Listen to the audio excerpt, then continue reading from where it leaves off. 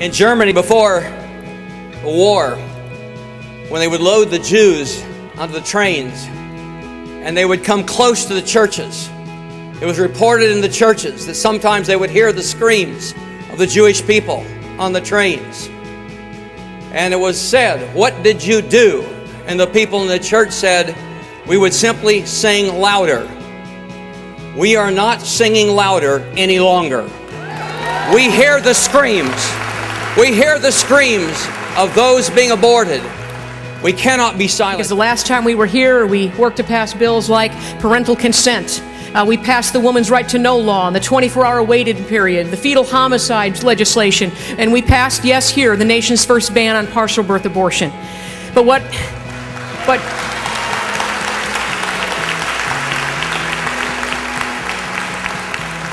I want to tell you is that this bill, the heartbeat bill, will protect more babies in 1 year than every piece of legislation we have ever passed in the state of Ohio thus far.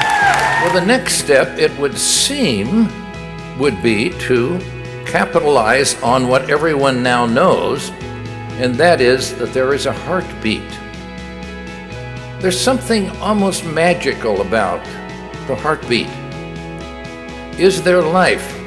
Well, if there's a heart beating, there's a life, of course. And when does the heart begin to beat? Well, only when you were about 3 weeks old. Prayer is shifting these senators. Prayer has shifted this thing in Ohio, and prayer can do miracles.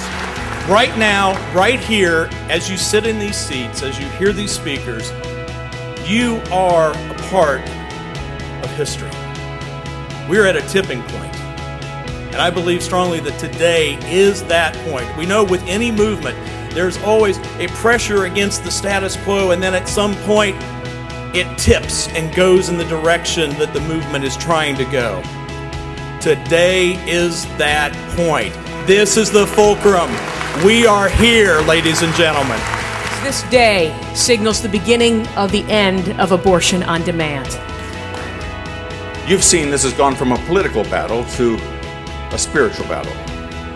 We are just about there, and the enemy knows it. Ohio, pick up the sword and lead the way. And here we are today. A heartbeat equates with human life. So here we now have an opportunity to protect human life. And I can assure you that if this bill passes, it will go to the Supreme Court. It will be rendered constitutional. So stop worrying about the Supreme Court. Stop worrying about getting reelected. Stop worrying what people think. Do the right thing. Take a stand. Vote yes for the heartbeat bill. Be a leader, and I promise you that people will follow. Thank you. Any senator or any House of Representatives or any legislated person who would dare stand for abortion will be exposed from the pulpits for exactly what they are. This is sin. We must call it what it is. It's wrong, and it must stop now. This is our opportunity. Should we wait? No. This is our hour. This is our time. Vote this bill. And we have it in our hands right now to move it through the Senate of the state of Ohio. And if we do, our governor will sign. We're not just potentially changing history. We're potentially changing the course of an entire civilization. Because we're going from a culture of death to a culture of life.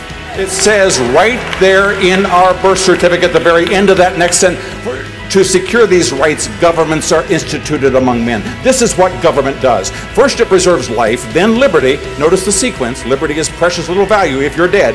You have to have life first, life, then liberty, and then sewer systems and overpasses. The first thing you're supposed to do is to preserve life. Now is the time, and this is the bill, the vehicle to do it. And yes, let's bring Roe versus Wade crashing to the ground. Someday in America, people are going to tour the abortuaries, and they're going to say, you're not going to believe what actually happened to other human beings in these places. And they're going to say, where was the church when this was going on?